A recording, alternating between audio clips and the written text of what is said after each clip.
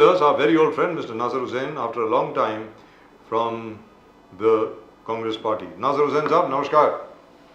Sir नमस्कार। नमस्कार sir, नमस्कार। आपको दीपावली की बहुत बहुत शुभकामनाएं, धनतेरस की बहुत बहुत शुभकामनाएं, आपको, आपके परिवारजनों को, सब लोगों को महालक्ष्मी की आशीर्वाद आपको बनी रहे। क्या बात है sir, thank you very much, thank you very much. पूरी नेशन नाउ की पूरी टीम से हर कोई यही पूछता है कि नासिर साहब वापस कब आ रहे हैं, क्या हो गया है, कितने दिन हो गए नहीं आए, क्या बात है।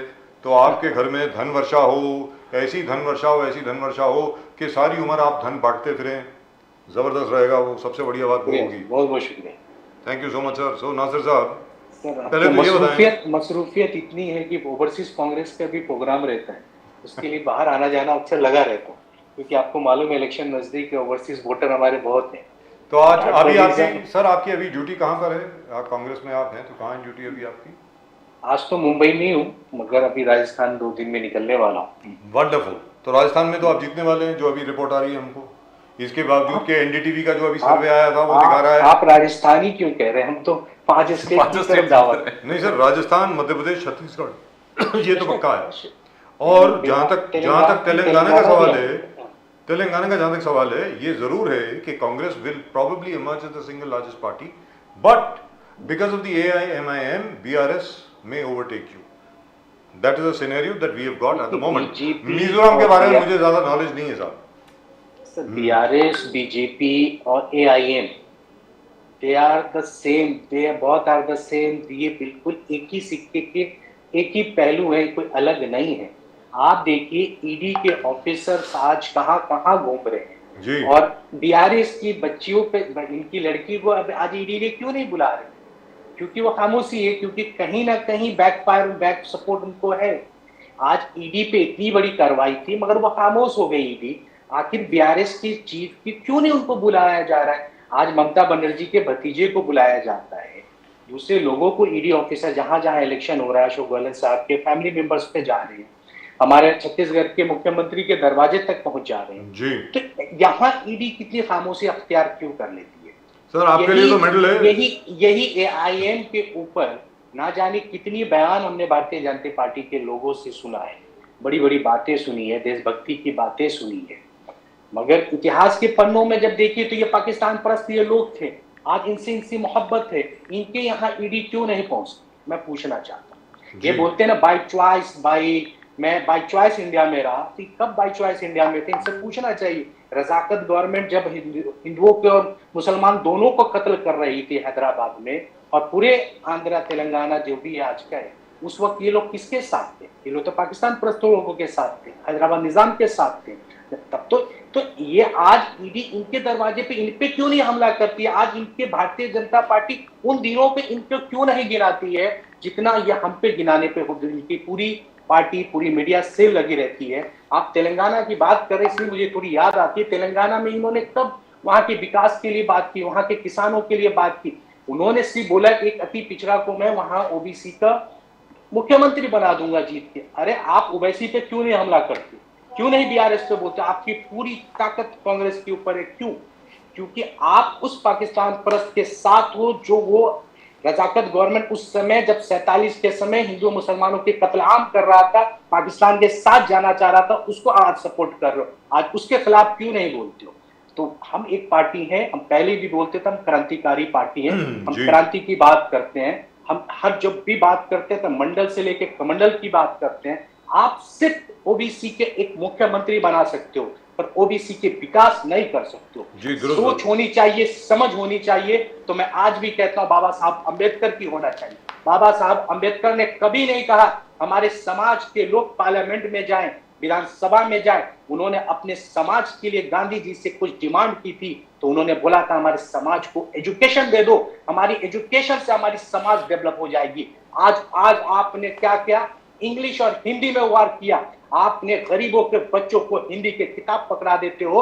आपको मालूम है बाहर में जाने के लिए, अच्छी जॉब के लिए इंग्लिश की जरूरत पड़ती है, हर अच्छे जॉब के लिए इंग्लिश की जरूरत है। तो अमीरों गरीबों का देश बनाया, तो आप महात्मा गांधी की सोच पे हमला करते हो, उस अंबेडकर साहब की सोच पे हमला करते हो। जो बाबा साहब अंबेडकर कहते थे हमें MLA MP नहीं बनना, हमें बनना है तो एजुकेशन बनना है। आज कितने दलित समाज एजुकेशन में, कितने दलितों समाज को आपने एजुकेट करने का काम किया, उस पे बात करो। तो आप बात करोगे इस नफरतों की बाजार में मोहब्बत की हम दुकान खोल रहे हैं, तो आप नफरत फैलाने का काम कर रहे हो। बात करना है तो मुद्दों पे बात करो। मैं पहले भी कहता था, अब भी कहता हूं, बीआरएस की बात करो, बात करना है तो एआईएम की बात करो, उनकी कमियों की बात करो। कांग्रेस ना भी वहां सत्ता में है ना सत्ता में थी, तो आप हम पे एलिगेशन लगाने से बेहतर है कि आप बीआरएस और एआईएम की बात करो, जो भारतीय जनता पार्टी की बी टीम और बैकफायर का काम, बैक सपोर्ट का काम कर रही, उस पर बात करो। उनके यहाँ ईडी ऑफिसर भेजो, जो ईडी ऑफिसर आज खामोश है, वो ईडी ऑफिसर आज हमारे छत्तीसगढ़ और राजस्थान में जो घूम रही है, वो दरवाजे पे क्यों नहीं पहुंच रही है, ये भारतीय जनता पार्टी से सवाल करना चाहिए। ये नहीं सवाल करना चाहिए कि कांग्रेस ने क्या किया, सवाल ये है कि आज आपने तेलंगाना में क्या किया। आज 9 साल से आप सत्ता में हैं, आपने तेलंगाना को क्या दिया है, इसका जवाब आज पूछने का दिन है सर। नासिर सिन्हा साहब, आपने अभी अंबेडकर जी का बात किया कि यू टेल दैट, बट ये सही है कि अंबेडकर जी, महात्मा गांधी जी, सरदार पटेल जी, नेहरू जी और इंदिरा जी, ये आपका विरासत, कांग्रेस का विरासत है। Congress, it is Congress. तो क्या धीरे धीरे आपको नहीं लग रहा कि सरदार पटेल को बीजेपी ने ले लिया, उनके बड़े बड़े मॉन्यूमेंट्स बना दिए सरदार पटेल, महात्मा गांधी को क्लीन सफाई अभियान में इस्तेमाल करके महात्मा गांधी को भी मोदी जी ने और बीजेपी ने अपने आइडियोलॉजी में शामिल कर दिया। धीरे धीरे अंबेडकर जो आप कह रहे थे, बिकॉज अंबेडकर एक बड़ा मूवमेंट है, भले राहुल गांधी जी बहुत प्रयास कर रहे हैं कि 84% ओबीसी एससी एसटी को अपने पास रखे, बट क्या आपको लगता है कि मोदी जी वहां पर इनरोल किए, अंबेडकर में भी आइडियोलॉजी में इनरोल कर दिए हैं, उनको भी आइडियोलॉजी को अपना रहे हैं बीजेपी के अंदर। तो विरासत में आपको जबरदस्त चीजें हैं, but you have not been able to hold them. Is it true? Is it true? Because आप तो एक अच्छा स्टडी करते हो पॉलिटिकल साइंस का। क्या आपको लगता है कि अंबेडकर, महात्मा गांधी, सरदार पटेल जो क्रूशल थे कांग्रेस की आइडियोलॉजीज को, उसको बीजेपी ने अपने आइडियोलॉजी में शामिल कर दिया? How do you see sir, कैसे देखते हो सर आप? नासिर हुसैन साहब, मैं बताऊं, सरदार पटेल साहब की विरासत को कभी कोई हमसे छीन नहीं सकता। वो विरासत हमारी है और रहेगी, क्योंकि सरदार पटेल की सिद्धांतों पे क्या भारतीय जनता पार्टी, विरासत कहते किसे है प्रदीप जी, कि उनके सिद्धांत, उनके आइडियोलॉजी पे जो पार्टी चलती हो। सरदार पटेल साहब ने जो आइडियोलॉजी, जो रोशनी इस देश को दी, क्या उस रोशनी पे वो चल रहे? सिर्फ मूर्तियां बना देने से पार्टी कोई बड़ी उनके विरासत को नहीं ले सकती है। ये वही सरदार पटेल जी हैं जो आरएसएस पे बैन लगाया। इन्होंने कहा था भले सबूत ना मिलती हो, पर महात्मा गांधी के कातिलों में इनका नाम है। महात्मा गांधी के कातिल जब ये घूम रहे थे तो ये मिठाइयों के डब्बे बांट रहे थे या खुशियां जश्न मना रहे थे, सरदार पटेल ने इन्हें कातिल कहा था। तो क्या उस बात को एक्सेप्ट करेंगे? सरदार पटेल के सिद्धांतों पे चलना इनके बस की बात नहीं है। हम सरदार पटेल साहब हमारी विरासत के मजबूत स्तंभ है, और इसी प्रकार बाबा साहब अम्बेडकर हो, मौलाना आजाद हो। मौलाना आजाद जेलों के सलाखों में रहे, फिर भी उन्होंने कभी इनकी तरफ मुड़ के नहीं देखा।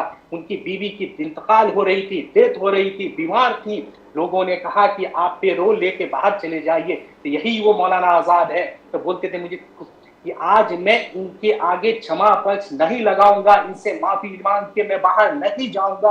भले हमारी वाइफ जितनी भी तबीयत खराब हो, चंद दिनों के बाद उनकी वाइफ इस दुनिया से रुखसत हो जाती है, तब उनसे कहा जाता है कि आप फिर अभी पे रोल लो के चले जाइए जनाजे में। तो मौलाना आजाद का आंसर सुनेंगे तो आंखों में आंसू आ जाएगी। मौलाना आजाद क्या कहते हैं? हमें चंद दिन की आजादी नहीं चाहिए, जो हमें आजादी चाहिए तो तब अपने पुराने वाले जनरेशन के लिए चाहिए। ऐसे चंद दिन की आजादी को मैं ठोकर मारता हूं। अब बताइए, जिसकी बीवी जनाजे पे लाश पड़ी है, कब्र उधर पड़ी है, जिनके घर में कोई देखने वाला नहीं, वो ऐसे थे हमारे मौलाना आजाद, जो अपने देश के लिए देखिए अपने माफीनामा नहीं लिखते हैं, पेरोल नहीं लिखते हैं, आजादी के लिए जद्दोजहद करते हैं। तो एक वो थे इनके जिसकी ये आइडियल मानते थे, जिसको बोलते थे हिंदुओं के हीरो हैं, वो अंग्रेजों के सामने माफी मामा बनाकर रखता है, वो नाके रगड़ता है। ऐसे थे। आप बताइए कौन सी विरासत पे हमला करेंगे? हमारी विरासत वो शानदार विरासत है। जब तक ये देश रहेगी, जब तक ये दुनिया रहेगी, हमारी विरासत कायम रहेगी। हम कल भी जिंदा थे, हम आज भी जिंदा है, हम कल भी जिंदा रहेंगे। ये हम कहते हैं। हम क्रांतिकारी पार्टी है, हमने लड़ा है इस देश के लिए, हमने मरे हैं। हमारे पूर्वजों ने जाने दी है, हमारे लोग लड़ते हैं, ये किस तरह से हमारे विरासत को ले सकते हैं? आपके पास दिखाने को कुछ है तो दिखाइए कि आपके आइडियल ये नेता है।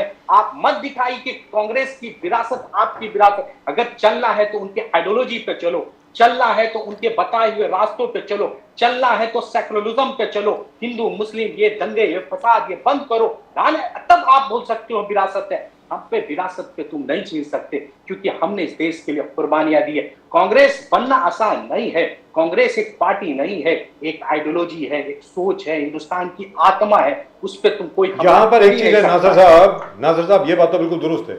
और राहुल गांधी जी ने भी एक बार नहीं, न जाने कितनी मर्तबा अपने भाषण में कहा है कि भाई हम लोग जब अंग्रेजों से नहीं डरे तो आप किस खेत की मूली हैं, आप क्या कर लेंगे?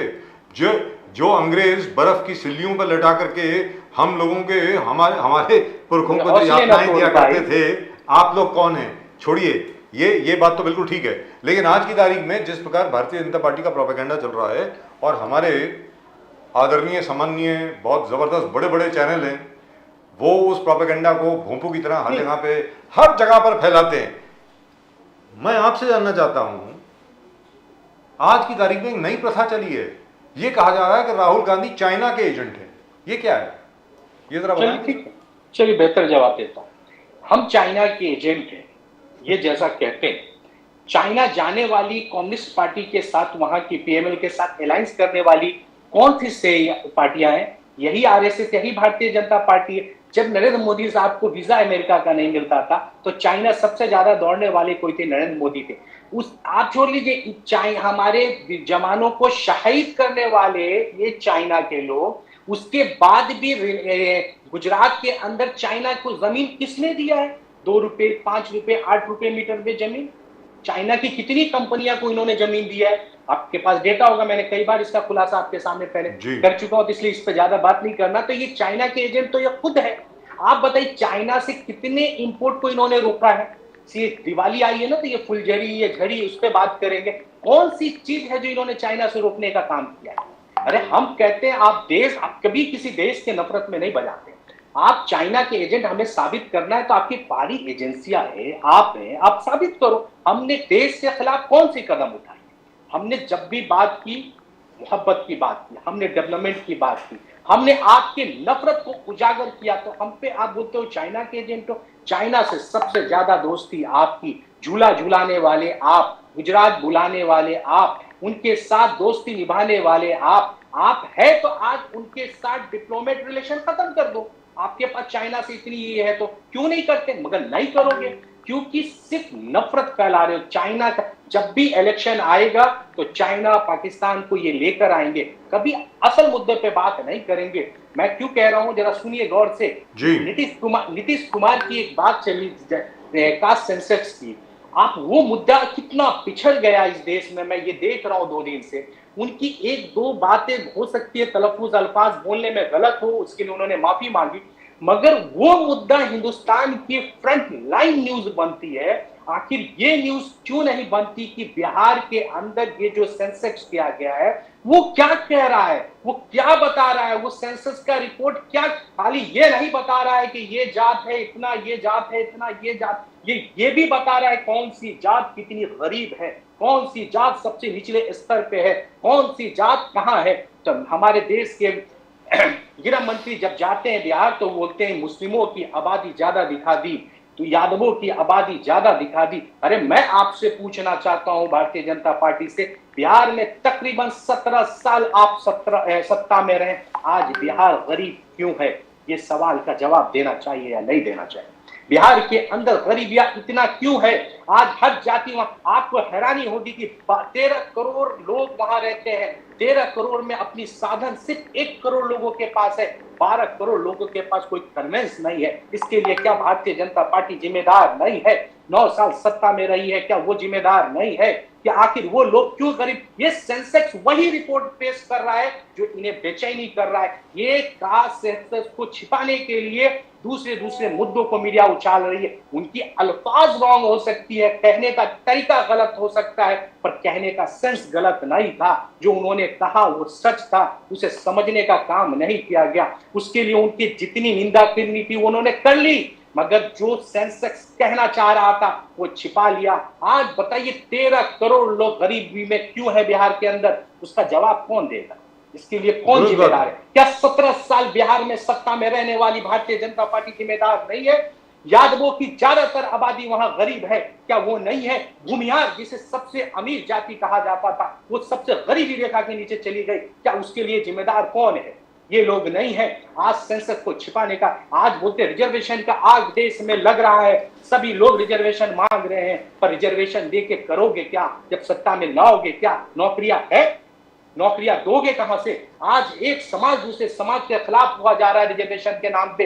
मैं महाराष्ट्र में देख रहा हूं ओबीसी मराठा के समाज खड़ा हो रहा है, मराठा समाज ओबीसी के खिलाफ खड़ा हो जाएगा, जबकि महाराष्ट्र की कोई भी पार्टी आज मराठा समाज के खिलाफ नहीं है। सारे पूरी पार्टी मराठा समाज के साथ है, फिर भी आज उसका सॉल्यूशन नहीं निकल रहा है। क्यों नहीं निकल रहा है? क्योंकि नीतीश कुमार ने एक आईना दिखा दिया कि क्या सेंसेक्स, वो सेंसस आदेश में लागू किया जाए तभी कोई रास्ता निकल सकता है, नहीं तो लेकिन नासिर साहब एक मिनट, जो भारतीय जनता पार्टी आज की तारीख में जातीय आधार पर सर्वेक्षण जो हुआ है बिहार में उसकी आज आलोचना कर रही है, लेकिन जब इसकी अनाउंसमेंट हुई थी वो तो सरकार में थे, नीतीश कुमार जी के साथ बीजेपी थी। अरे इन्होंने तो अनाउंस किया था कास्ट बेस्ड रिजर्वेशन। और दूसरी चीज है जो 2011 का जो सेंसस हो चुका है which is a caste based census, अरे उसके फिगर्स रिलीज करो ना यार, क्यों नहीं कर रहे हो? 2011 का कास्ट सेंसस है, उस लागू कर सकते हैं, और आपके पास पूरी साधन है सर। 2011 का तो है ही है। आप जब इस देश में इलेक्शन कमीशन पूरे देश में इलेक्शन एक साथ करा सकता है तो आप कास्ट क्यों नहीं उसका आप डेटा ले सकते हो कि कौन किस कास्ट का है? आप क्यों नहीं जनगणना कराना चाहते हो? क्योंकि आप नफरतों की बाजार बजाना चाहते हो। आज आप देख लीजिए ना, 5 स्टेट में इलेक्शन है, कोई डेवलपमेंट पे इलेक्शन भारतीय जनता पार्टी कहीं लड़ रही हो तो बताइए। जिस इलेक्शन में प्रचार कर रही है प्रदीप भाई, बहुत मायने की बात कहता हूं, आप ध्यान दीजिए कि सिर्फ भारतीय जनता पार्टी एक चीज पे वोट मांग रही है, वो कह रही है राम मंदिर हम बनाते हैं। सिर्फ राम मंदिर के नाम पे देश में वोट मांग रहे हैं। 5 राज्यों का उनका इलेक्शन का एजेंडा सिर्फ राम मंदिर है, कोई दूसरा एजेंडा फिक्स नहीं कर पा रहे। आखिर क्या मजबूरी है? क्यों नहीं सेंसेक्स पे बात कर रहे हैं? क्यों नहीं अनएम्प्लॉयमेंट पे बात कर रहे हैं? क्यों नहीं करप्शन पे बात कर रहे हैं? क्यों नहीं हमारे किसानों पे बात कर रहे हैं? क्यों नहीं हमारे महिलाओं पे बात कर? इन्होंने 33% रिजर्वेशन लाया, उस रिजर्वेशन के बारे में बोलने की हिम्मत नहीं हो पा रही है। क्यों नहीं हो पा रही है? क्योंकि उन्हें मालूम है इस रिजर्वेशन से महिलाओं की कोई तकदीर और तस्वीर नहीं बदलने वाली है। ये 33% रिजर्वेशन सिर्फ इलेक्शन का एक एजेंडा होता है, जो महिला इलेक्शन लड़ेंगी उनके लिए। क्या ये 33% से उन महिलाओं के नौकरी में तब्दीलियां आएगी या उनकी नौकरियों में जिंदगियों में बदलाव आने वाली? प्राइम मिनिस्टर मोदी 2 दिन पहले कहा कि देखो मैं वोकल फॉर लोकल, मैं चाहता हूं कि इस दिवाली में सब गरीब हमारे देश के लोगों, जो विश्वकर्मा लोगों, उनसे पॉटर्स है, पॉटरी है, वो खरीदिए आप। और आगे जाके कहता कि क्या कांग्रेस का कोई भी सीनियर नेता आप पूरे देश को कभी अभी संबोधित किया वोकल फॉर लोकल होना चाहिए? बोले कि कांग्रेस देखो पॉलिटिकल है, बट कांग्रेस का कहता है कि 60 साल में लापता मॉडल है। लापता मॉडल जो आप तारीफ कर रहे थे, मोदी साहब का कहना है कांग्रेस का मॉडल लापता मॉडल है, जो बिजली, सड़क लापता, पानी, रोजगार लापता, घर लापता, फिर किसान के जो कल्याण स्कीम्स है वो लापता। तो मोदी जी का कहना है कि एक मैं ही हूं जो मेड इन इंडिया को प्रमोट करता हूं, और उन्होंने कहा कि जितने लोग हैं इस देश का, आप सामान लोकल खरीदिए, फोटो लिखकर नमो ऐप में उसको पोस्ट कीजिए, और इससे आप दिखेगा कि आप लोकली बहुत सेल्फ आप प्रमोट कर रहे हो कि लोकल गुड्स को। और कांग्रेस का लापता मॉडल, बोले कि ये 60 साल में कुछ नहीं किए, ये सिद्ध हो गया है। तो ये 2 दिन पहले ही मोदी साहब ने कहा लापता model. How are you going to counter it? Nasir Hussain साहब, लोकल फॉर वोटर बोलते, लोकल फॉर ये बोल रहे, आप पूछिए लोकल में ये पिछले 9 साल से बोल रहे, क्या प्रोडक्शन किया है जो देश के जो लोग लोकल ले रहे हैं? आज भी मार्केट में चाइना की पूरी दुकान सजी हुई है।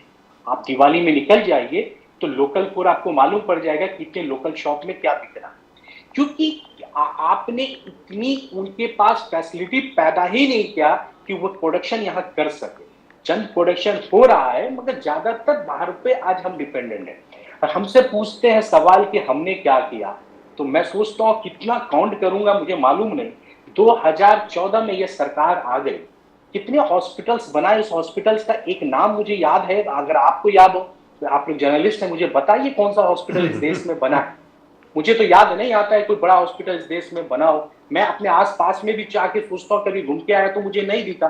मैं कई राज्यों में जाता हूँ मगर वहां भी नहीं दिखता है। तो इन्होंने क्या बनाया है 2014 के बाद? चलिए मैं पूछता हूँ, यूनिवर्सिटीज बनाया हो तो चलो यूनिवर्सिटी का भी नाम ढूंढ लिया जाए, वो भी नहीं मिलता है। सेंट्रल स्कूल बनाया हो, हाँ एक आध स्कूल हमने जो पहले हमारा प्रोजेक्ट चल रहा था उसकी ओपनिंग जरूर इन्होंने किया है, पर इन्होंने कुछ बनाया है तो बताइए। इन्होंने किसानों की आय पे बात करते हैं, इन्होंने कहा था हम दुगनी आय कर देंगे। आज तक एमएसपी के लिए रोड पे बैठे रहे, आज भी किसान आंदोलन करते रहे, किस पंजाब में कर रहे हैं, कर्नाटका में कर रहे हैं, मराठवाड़ा में हो रहा है, क्या उनको दाम मिल रहा है? अरे आज किसानों को पानी मराठवाड़ा में नहीं मिल रहा है, कई जगह उनको आज ब्लैक में बीज बिक रहा है, किसानों को बीज नहीं मिल रहा है, खाद नहीं मिल रहा है। अब तो हम किसानों की कर, अभी बोलते हमने ग्रामीण इलाकों में चुनाव जीता है महाराष्ट्र में। अरे बेवकूफो, तुमको चुनाव जीते हो?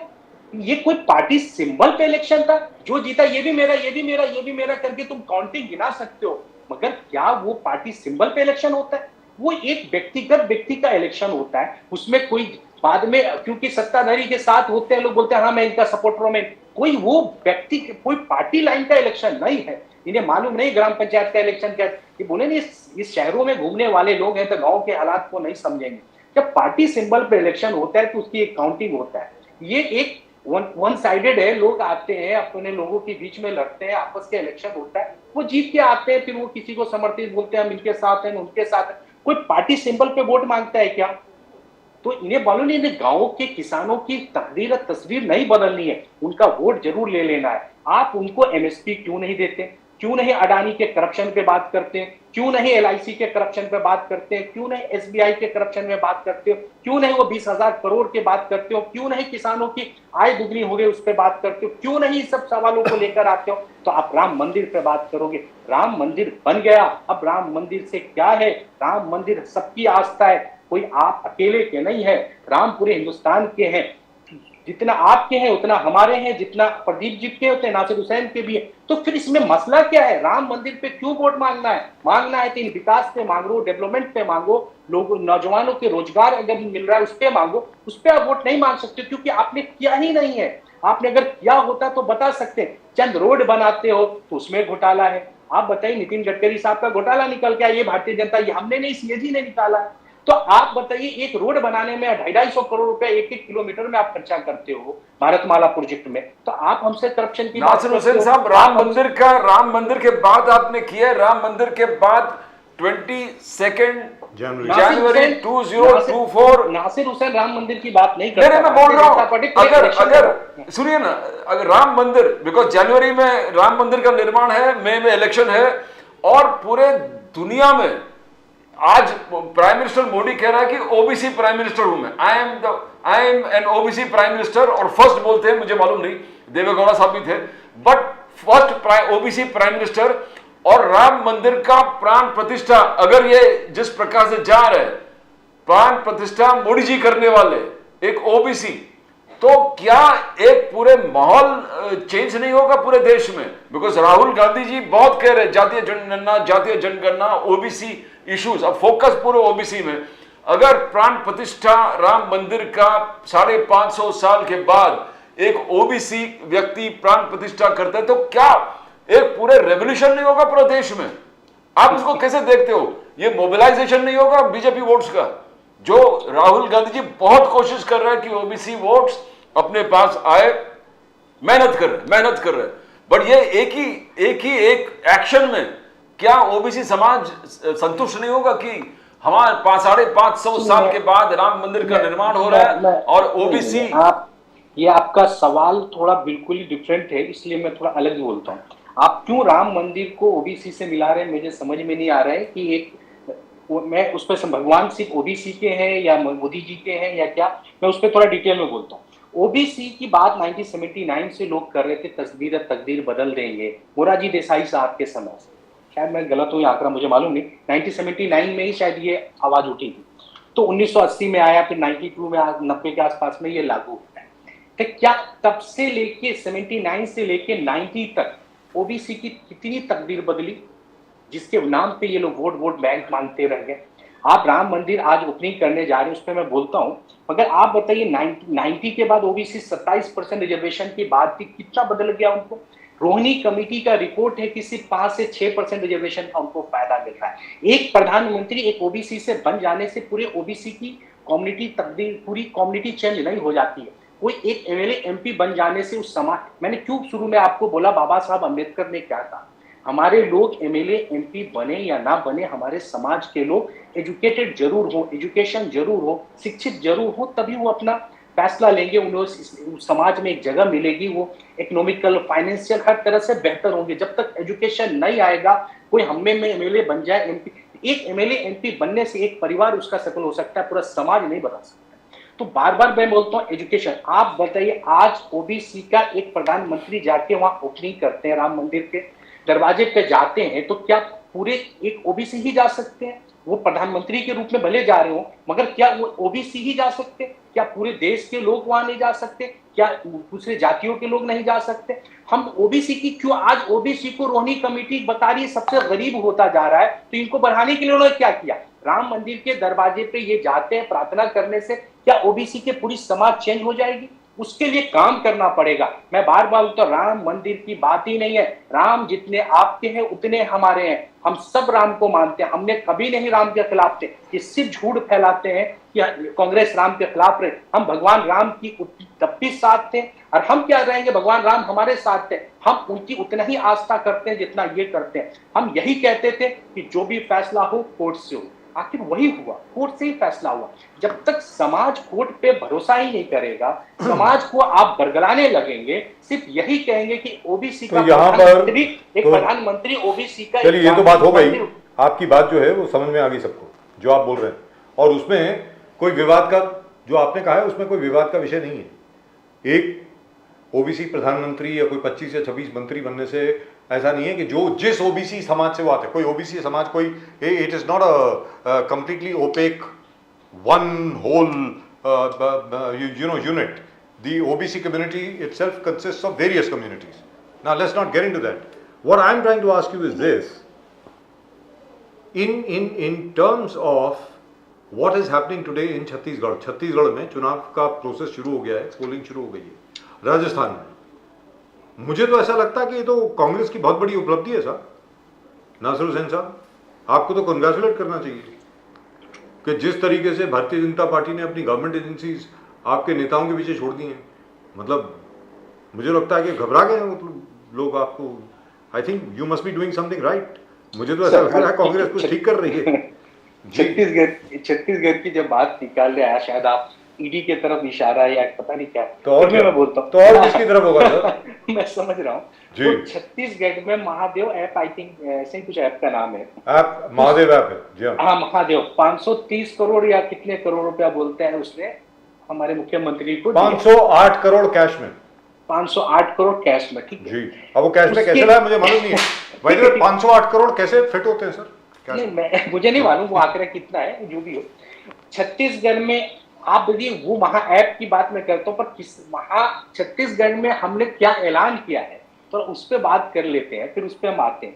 क्या किसानों के कर्ज की माफी की बात हमने की, नौजवानों के रोजगार की हमने बात की, धान पे एमएसपी की बात हमने की, केजी से पीजी तक, यानी कि नर्सरी से लेके पीजी तक फ्री एजुकेशन। मैंने पहले शब्द में कहा था, बाबा साहब अम्बेडकर को कोट किया था कि वो एजुकेशन की बात, हम पीजी से लेके केजी से पीजी तक हम समाज को एजुकेशन देना चाहते हैं। यहाँ कोई जात की बात है? यहाँ अगर कोई दलित भी पढ़ेगा तो ब्राह्मण भी पढ़ेगा, मुस्लिम पढ़ेगा तो सिख भी पढ़ेगा, क्रिश्चियन भी पढ़ेगा। यहाँ कोई जात धर्म की बात नहीं की, कोई रिजर्वेशन की बात नहीं की। हमने 500 रुपया पर आदमी सिलेंडर देंगे, यहाँ कोई जात पात की बात नहीं है। तमाम नागरिक को 500 रुपए में सिलेंडर मिलेगा। मिल रहा नहीं, अभी मिलेगा, अभी इसके लिए भी अभी नया हमारा जो आ रहा है। फिर लघु याद पे 10 लाख रुपया हम लोग को देंगे एमएसपी पे। आप बताइए 10 लाख रुपए का मुफ्त इलाज दे रहे हैं, सड़कों पे अगर घटना हो तो उसका मुफ्त इलाज है, महिलाओं के लिए है, जाति जनगणना भी हम वहां करेंगे, तब हम पता चलेगा सेंसेक्स क्या है, वहां के रिपोर्ट निकालेंगे। ये कहते हैं ना आप महादेव ऐप, आप बताइए पूरी एजेंसी इसके साथ है, पूरी एजेंसी भारतीय जनता पार्टी की, एक 508 करोड़ का ट्रांजैक्शन इतना इजी वे में हो जाए और भारतीय यहाँ की हिंदुस्तान के एजेंसियों को मालूम ना हो, तो इनकी नाकामी है। आखिर उसको, दुबई कोई बहुत दूर नहीं है, उसको उठा के लाना चाहिए कि बताओ कैसे तुमने दिया है। खाली एक वीडियो बना देने से, किसी पे एलिगेशन लगा देने से आप कहते हैं कि 508 करोड़ रुपया हमने मुख्यमंत्री जी को दिया है, उसके लोगों को किसी ने अरेस्ट किया तो हमने ही किया, हमारी सरकार ने किया। उनके जेलों के राखों के पीछे हमारी सरकार, रमन सिंह तो उसको प्रमोट करने में लगे थे, इनके मुख्यमंत्री तो उसको प्रमोट कर रहे थे, हमारे मुख्यमंत्री ने उनको जेलों में डाला, उसके कारोबार पे हमला किया, तो दुबई भागकर बैठा है। उसको दुबई के थ्रू उसको लाना चाहिए, तो ये आज जाके इलेक्शन में इसको प्रचार करे। आप बताइए कि छत्तीसगढ़ के लिए आपके पास योजना क्या है, वहां के लोगों के लिए आप क्या करेंगे? पिछली सरकारें थी, आपने कुछ किया नहीं, तब तो हमें चुनी ना। आप निकम्मेपन हुए, आप फेलियर हुए, तब हमें जनता ने वहां देखा और हम जनता को दे रहे हैं। आप 30 साल तक आप वहां छत्तीसगढ़ में आने वाले नहीं है, जिस तरह छत्तीसगढ़ का माहौल आ गया, क्योंकि आपने आदिवासियों को कुछ किया नहीं। आज तक आदिवासी को आपने प्रमोट नहीं किया। आदिवासी आज तक सुप्रीम कोर्ट के एक जज नहीं बने हैं सर। आपने बोला ना, कहीं उनको आपने आगे लाने का काम किया, आदिवासियों के लिए काम नहीं किया, दलितों के लिए काम नहीं किया, तो कौन से हक से आप जा रहे हो वोट मांगने? आप जाइए, आपकी काम है प्रचार करना, प्रचार करिए, पर हिंदुस्तान की आवाम जान चुकी है कि आपसे अब कुछ ना होगा तो कांग्रेस से ही होगा। कांग्रेस ही कुछ करेगी, वही देश बचा सकती है, क्योंकि हम क्रांतिकारी पार्टी, हम जानते हैं हम कैसे हम देश में तब्दीलियां लाना है, कैसे लोगों को जोड़ना है, कैसे नफरतों को खत्म करना है, हमें इल्म है इस बात। तो अभी नासिर हुसैन साहब, मोदी साहब आज ही यानी कहा कि देखो मैंने कितना काम किया है, एमएसएमईज को जितना बढ़ाया हूं वो मोदी साहब ने बढ़ाया। इसे मोदी साहब कहते हैं कि आई हैव स्ट्रेंथेन्ड द एमएसएमईज को तगड़ा मजबूत बना दिया। 15 करोड़ एम्प्लॉयमेंट हमने जनरेट किया। मोदी साहब का कहना कि 15 करोड़ एम्प्लॉयमेंट एमएससीज को प्रमोट करके, स्ट्रॉन्ग करके हमने जनरेट किया। उस 15 करोड़ एम्प्लॉयमेंट में 3.4 करोड़ वुमन एम्प्लॉयमेंट जनरेट किया। तो ये वुमन एम्पावरमेंट भी हो गया, स्मॉल स्केल इंडस्ट्रीज को आगे बढ़ाने वाली बात है। मगर राहुल गांधी जी और मल्लिकार्जुन खड़गे हमेशा यही कहा है कि एमएसएमईज को जीएसटी, डीमोनेटाइजेशन और ये सब चीज को, बिकॉज आपका कैंपेन है, क्यों किया? प्रियंका गांधी पूछ रहे क्यों किया? आपने जीएसटी क्यों किया? आपने डीमोनेटाइजेशन क्यों किया? तो ये अलग अलग जो एक्सट्रीम्स है, मोदी साहब कह रहा कि हमने किया, ये अच्छा किया, एमएसएमई जनरेट किया है इतना सारा करोड़। तो कैसे देखते हो, असलियत क्या है नासिर हुसैन साहब? जिन्होंने किया है, भारतीय जनता पार्टी, हमारे देश के प्रधानमंत्री, जो अच्छा काम किया है जीएसटी का, अच्छा काम किया है नोटबंदी का, तो उस पर वोट मांगना चाहिए ना कि मैंने ये अच्छा काम किया, मेरे को इस पर वोट दो। कभी आपने सुना इलेक्शन में उसकी बात करते हैं, किसी मीडिया उसमें आते हैं, उस पर चर्चा ही नहीं करते, क्योंकि उनके नोट की लाइफ भी जो 5 साल ना हो, वो क्या हमसे बात करेंगे? जो 2000 के नोट भी 5 साल नहीं चला सकते, उनकी नोट की लाइफ नहीं है, उनकी क्या वो बात करते? जो अच्छा काम करते उस पर वोट मांगना चाहिए। हमने जो अच्छा किया हम उस पर बताते हैं कि हमने ये अच्छा किया है, हमने आईएम बनाया, एम्स बनाया, आईटी बनाया, एयरपोर्ट बनाया, रेल बनाया, तेल बनाया, रेल बनाया, क्या तो हम उस पर करते हैं, तो कहते हैं हम इस पर हम वोट मांगते हैं। पर आपने जो अच्छा किया उस पर वोट मांगो। आपने बोलो कि हम नोटबंदी ने अच्छा काम किया, क्या इससे आपकी जाने गई या नहीं? लेकिन उसका तो जिक्र नहीं है सर, उसका कोई जिक्र नहीं करता। हाँ, आपने कहा कि जीएसटी मैंने लगाया उससे अच्छा हुआ है, उस पर वोट मांगो, नहीं मांगोगे। आपने अभी आपके पास कोई एजेंडा है ही नहीं कि जिस पे आप वोट मांग सकते हो। तो जो काम बेहतर नहीं करते हो तो आपके पास जवाब नहीं होता है। आप बोलते एमएसएमई से हमने इतने करोड़ नौकरी जनरेट कर दी है, जबकि सेंसेक्स खुद इनकी नीति आयोग का रिपोर्ट बोलता है कि 50 साल में सबसे ज्यादा बेरोजगारी है तो अभी है। तो कैसे रोजगार जनरेट होंगे? बैंकों का डाटा आता है कि 10 से 15 हजार रुपए का लोन इनको, क्या 10 से 15 हजार रुपए के लोन में सबसे ज्यादा 80% लोन 15 से 20 हजार का लोन एमएसएमई में इन्होंने दिया है। किसी को 2 लाख 1 लाख भी दिया। पर क्या 15-20 हजार में कौन सा बिजनेस एम्पायर खड़ा होता है? मैं ये जानना चाहता हूँ। मैं पूछना चाहता हूं कौन सी एम्पायर बिजनेस करा कर सकते हैं। वो चंद दिनों में वो दुकानें बंद हो गई, सबसे आखिरी सांस ले रही है नौजवान बेरोजगार। आज देखिए, भले बीजेपी के कई वोटर हों, आप उनसे कैमरा ऑन कैमरा सवाल करिए तो बीजेपी की जरूर तारीफ करेंगे, पर पूछेंगे क्या बेटा आपको रोजगार मिला है, क्या आपके भाई को रोजगार मिला है, तो वहां पे वो खामोश हो जाते हैं, बोलते हैं कि रोजगार नहीं है, हम बेरोजगार हैं, हमारे पास काम नहीं है, ये वो कहने लगते हैं। आखिर उनके वोटर भी इस बात को जानते हैं कि हमारे पास काम नहीं है, रोजगार नहीं है। आखिर क्यों? तो कौन सा डेटा है उनके पास कि हमने 13 करोड़ लोगों को गरीबी रेखा से ऊपर लाया? मैं समझ नहीं पाता। पूरी दौलत 1% लोगों के पास है हिंदुस्तान की, 99% लोगों के पास कुछ नहीं है। वो कैसे कह सकते हैं कि हमने इतने करोड़ लोगों को बाहर लाया? अरे हमने फ्रांस से बोलते हैं हमने 23 करोड़ लोगों को 2012 में हम ऊपर लाए, तो हमारे पास डेटा है और हम साबित करते हैं। पर आपके पास डेटा है तो लाओ, पर नहीं है। 50 साल से ज्यादा, 50 साल, आप समझ रहे कितनी गरीबी है? आजादी के समय के बाद इतनी गरीबी अभी देख रहे हैं लोग, हैरानी कर देने वाली बात है। लेकिन अभी तो डेटा रिलीज ही नहीं हो रहा सर। 13 सबसे बड़ी प्रॉब्लम तो ये है। 13 करोड़ नौकरी generate, but where is the data? Nasir साहब, at one time, I'm asking you the very simple question. How is possible? 13 crore. but where is the data, sir? At the moment, I have no, कोई है ही नहीं data, कैसे देंगे? but they don't release the data these days. For the last 5 years, we have not got any data. They cannot release because they have no data. They say only lie. वो सिर्फ झूठ बोलते हैं। मैं उम्मीद करता हूं जब आपकी सरकार आएगी, देखिए, तो आप असलियत सामने रखेंगे, बुरी हो या अच्छी हो। मैं उम्मीद करता हूं। मैंने कहा जो हम कहते हैं वो करते हैं। हमने बोला कि पुरानी पेंशन योजना करेंगे, हमने करके दिखाया। वंडरफुल। चाहे वो कर्नाटका हो, हिमाचल हो, आने वाली दूसरी स्टेट हो, हम पुरानी पेंशन देंगे। आखिर इन्होंने पुरानी पेंशन को क्यों बंद किया? क्यों नहीं लागू? करो इलेक्शन, है हिम्मत तो लड़ो पुरानी पेंशन पे। आज जाके बोलते हैं बिजली फ्री कर देंगे, वो कर देंगे। जहां सरकारें वहां तुमने मदद नहीं दी है। आज जनता जानती है कि कांग्रेस क्या है। हम जो कहते हैं करते। हमने कहा पुरानी पेंशन लगाएंगे, 100 यूनिट माफ करेंगे, 500 में सिलेंडर देंगे, सिंचाई का बिल माफ करेंगे, किसानों का IMSP देंगे, तो लोग भरोसा करते हैं क्योंकि हमारे पास सर्टिफिकेट है, हमारे पास डेटा है, हमारे पास जलता हुआ स्टेट हिमाचल है, हमारे पास कर्नाटका है, दूसरी स्टेट आप देख लो। हम जो कह रहे हैं बिहार में देखिए, जहां बोलते थे जॉब हो ही नहीं सकता, सिर्फ आपको पता होगा प्रदीप जी की बिहार से यूपी का थोड़ा सा नॉलेज आपको भी होगा कि वहां से 20 लाख सरकारी नौकरी है, बिहार में उससे ज्यादा कोई नौकरी हो नहीं सकता है। फिर भी वहां देखिए 4 लाख लोगों को नौकरी अभी मिल गई गवर्नमेंट में, और आने वाली 2-3 लाख और आने वाली है। जो कहते थे 20 लाख है, इससे ज्यादा तो दे ही नहीं सकते थे, कहां से 10 लाख नौकरियां देंगे? 6 लाख तो 4 लाख तो दे दिया अभी 2-2.5 सालों में, अभी देखिए और 2-3 सालों में मिल जाएगा। तो हम जो कहते हैं वो करते हैं। इसलिए कांग्रेस, इसलिए सच्चाई, थोड़ी सच्चाई जो होती है ना, थोड़ी ताकत लगती है बोलने में, थोड़ी हिम्मत लगती है, थोड़ा टाइम लगता है लोगों तक पहुंचने में। झूठ बहुत जल्दी से फॉरवर्ड हो जाता है, झूठ बहुत तेजी से फैल जाता है, पर सच की खुशबू आने में थोड़ी वक्त लग जाएगी। कहते हैं ना, ये दुनिया नफरतों के आखिरी स्टेज पे है, मोहब्बत के सिवा दूसरा कोई इलाज नहीं। यहाँ नफरत फैल चुका है, सिर्फ मोहब्बत ही है जो हम इसको फैला सकते हैं, जोड़ सकते हैं, समाज को एक कर सकते हैं। नहीं तो मणिपुर को आज देख लीजिए, लोग भूल गए। मैं आज भी मणिपुर को याद करके रोने लगता हूं कि मणिपुर किस हालात से गुजर रहा है। आज भी लोग वहां तिल करके मर रहे हैं, उस पर क्यों नहीं विजिट करते हैं प्रधानमंत्री? अरे परसों इंसिडेंट हुआ है, अपने लोग हैं वो, हमारे लोग हैं वो। अरे नासिर जी, परसों ही इंसिडेंट हुआ है वहां पे, परसों एक और इंसिडेंट हुआ है, आज भी हुआ है कश्मीर में। आज भी हमारे कश्मीर में 2 जवान शहीद हो गए, 2 दिन पहले शहीद हो गए। आए दिन शहादतें हो रही हैं, मगर हिंदुस्तान की सरकार खामोश है।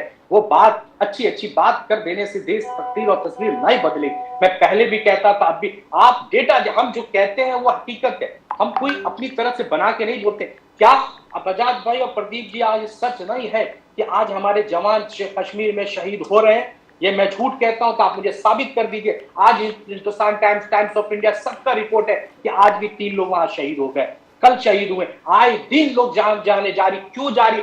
क्यों? नोटबंदी से बोलते 370 से, नोटबंदी से पूरी तकदीर कश्मीर की बदल देंगे। क्या बदल दिया? आज भी लोग परेशान हालात। Right, that's just about it. Nadir Saab, we've run out of time. Thank you very much. It's been a great pleasure talking to you as always. Dynamite. आज नादिर साहब बड़े मूड में थे, इसलिए मजा आ गया उनको सुनते सुनते। आपने देखा होगा हम लोगों ने ज्यादा इंटरव्यू भी नहीं किया, आपको बहुत अच्छा बोल रहे थे आप। एकदम बोलिए, फ्लो में थे सर। ये चैनल है जहां पे हर एक को मौका मिलता है बोलने मैं का। फ्लो में कोई अपनी बात नहीं रखता सर, फ्लो में मैं वही बात रखता जी। हूँ जो आईने की तरह सच है। मैं कोई सूरज को टॉर्च नहीं या रोशनी नहीं दिखा सकता, सूरज चमकता ही रहेगा। हमने जो कहा, तो हम वो सूरज हैं जो कभी बादलों में ढक जाते हैं, मगर सूरज बादलों को चीर के भी सामने आती, तो हम क्या चीर बात के है लोगों साहब, के wonderful। सामने आ रहे हैं, तो हम थोड़ी देर Wonderful, के लिए so- अंधेरों में जरूर छिप सकते हैं। Very happy Diwali to you, sir. Thank you, same to you. Very, very happy Diwali to you, sir. God bless you. Thank you so much. बहुत जबरदस्त, नमस्कार, जय हिंद, जय हिंद sir. जबरदस्त। जय। Oh, wow. The Congress is really in a very, very passionate mood now. Energized Oh, yes. spokespersons, youth leaders. Right, and Yes. at the moment with us, our very dear old friend.